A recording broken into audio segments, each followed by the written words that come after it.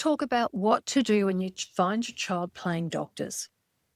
And by that, I mean that they're looking at or touching another child's private body parts.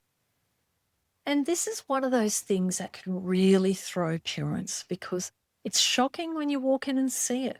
And over the years, this is one of those situations I've seen send parents straight into panic because they don't know whether to brush it off, shut it down hard and fast, or worry that something more serious is going on. So I want to walk you through what this can mean, when it's more concerning, what to do in the moment, what to teach afterwards, and what I'd do a little differently when your child is autistic or an ADHDer. Usually, when kids are playing doctors, looking at genitals, it's about curiosity. They're curious about bodies. They notice that bodies can be the same or different, and they want to know what other people have got down there.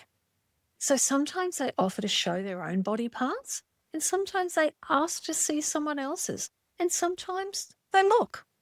And that sort of curiosity can be a normal, natural part of child development.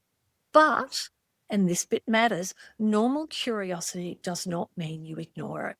Something can be a part of development and still need teaching. And that is especially important for autistic and ADHD or neurodivergent kids because a lot of them need privacy and body rules taught much more explicitly. They are not always going to pick those rules up just because other kids seem to. So let's look at why this can be harder to judge when we've got autistic and or ADHD kids.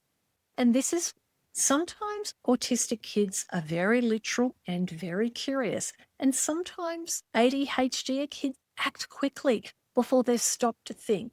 And sometimes kids do not automatically work out where privacy rules apply unless those rules have been made very clear.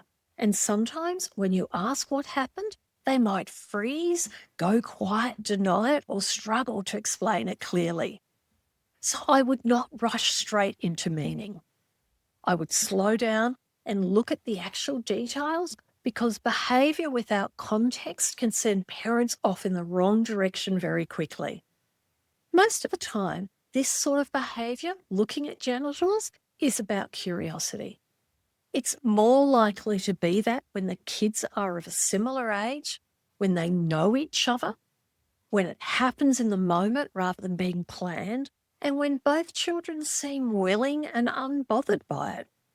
It's also usually something that happens now and then, so it's occasional, not every single time they play. And yes, children often do try to keep it secret, and that doesn't automatically mean something sinister is going on. A lot of kids hide things simply because they know adults might be shocked or cross. Now, that said, I would not leave it there. Curiosity might explain it, but it does not remove the need for follow-up teaching and boundaries. So when should we be more concerned? What matters most here isn't the label, it's the conditions around it. So I would be more concerned if there's a bigger age gap, if one child seems to have more power in their friendship than the other, and if there's pressure, force, coercion, distress, fear, repetition, or just ignoring a no. I'd also pay attention if one child seems frozen, confused, uncomfortable, or if one child is clearly directing the whole thing while the other child is just going along with it. And I'd be more concerned if the behaviour feels well beyond simple body curiosity, or if they're inserting things, copying something sexual, or talking in ways that make you think that they may have seen something or been exposed to something like sexually explicit material. So this is the part I really want parents to remember. Labelling it is not the assessment, not saying it's natural curiosity. So what do you do if you find kids looking and touching at genitals? If you walk in and find them doing it, first take a breath. Don't panic. Don't go charging in with a huge emotional reaction if you can help it. And I know that's easier said than done because it can be really confronting, but panic usually makes everything harder. Stop what needs stopping calmly and clearly. So interrupt what they're doing, move them on to something else. You might say, okay, clothes back on, let's go get a snack, or right, let's go head outside and play on the swings. Or come on, I need you two in here with me now. Use your everyday voice if you can. And you're not trying to pretend that nothing happened.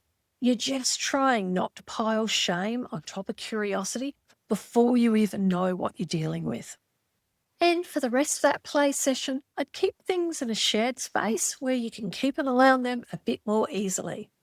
So what do you say to your child afterwards? Once everyone is settled and the other child has gone home, I'd come back to it.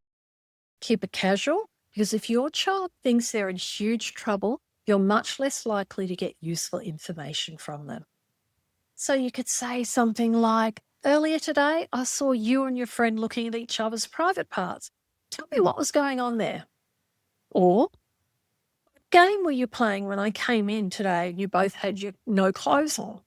You're trying to work out what happened. Was it curiosity? Had it happened before? Did both kids agree to it? Did anyone feel uncomfortable? Was anyone upset? And if your child is autistic or an ADHDer and they struggle to answer broad questions, make it easier. Ask one thing at a time, keep your wording simple, and give them time. And don't assume that poor recall means that something terrible happened. Sometimes it just means that they're overloaded, embarrassed, or just not great at explaining themselves on the spot. Let's look at what to teach afterwards, and this is where the real teaching happens. I would let your child know that it's okay to be curious about bodies, but it's not okay to look at or touch another person's private parts, or let them look at or touch yours just because you're curious. Then I'd teach the rule clearly. Private body parts, they're not games. If you're curious about bodies, you can ask me. If you want information, I'll help you. There's so many books about private body parts. And this is the part that a lot of parents skip. They tell kids to stop, but they don't give them a safer place to take that curiosity. And with autistic and neurodivergent kids especially, I'd keep the rules short, literal, and repeatable. Things like we don't play with other people's private body parts. Penises and vulvas and bottoms stay private. If you're curious, ask me. If someone says no, looks unsure, moves away or freezes, you stop. That is so much easier to use than a long lecture. So what do you do the next time? For the next few play dates, I would make the environment do some of the work for you. Keep doors open. Keep play in shared spaces. Check in a bit sooner. If it suddenly goes very quiet or you hear whispering and giggling and they've disappeared off somewhere, that's your cue to go have a look. So this is not about acting like a detective. It's just about knowing that once something has felt fun or interesting, kids may try it again. And if your child is autistic or an ADHDer, don't assume that one conversation means a rule is fully landed. A lot of kids need repetition, especially when curiosity, impulsivity, or excitement gets involved. So what do you say to the other parent? Whether you tell the other parent is up to you. Personally, though, I think about it as in, would you want to know if it happened to your child at someone else's house? And for a lot of parents, that answer is actually yes.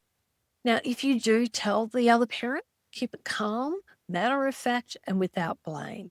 Something like, just so you know, the kids were having a look at each other's private bits today. It seemed to come from curiosity, but I've had a chat with mine and I thought it was best to let you know. Also, not every parent will understand that this can be a part of natural child development, so keep it simple and grounded. And I'd probably add that you'll both need to keep a close eye on them over the next few play sessions they have together. Now, what if they were inserting things? If children were inserting things into bottoms, vaginas, or the hole at the end of the penis where pee comes out, the urethral opening, or even the mouth, I would take that more seriously. Sometimes it's still exploratory and part of the game, but I would want to gently explore how that idea came about, because that can sometimes point to exposure to porn, seeing sexual behavior, being told something by another child, or copying something they don't really understand. And I would be very clear that it's not safe. Your family rule might be something like, we do not put things in ears, up noses, in bottoms, in vaginas, and into the hole where wee comes out, or under the foreskin. We have that rule to keep bodies safe. Again, short, literal, and clear. So when do you get more support? If you're left feeling uneasy, if there was force or pressure, if there's a significant age gap between the kids, and if it keeps happening, or if your child seems distressed or shut down, then get more support.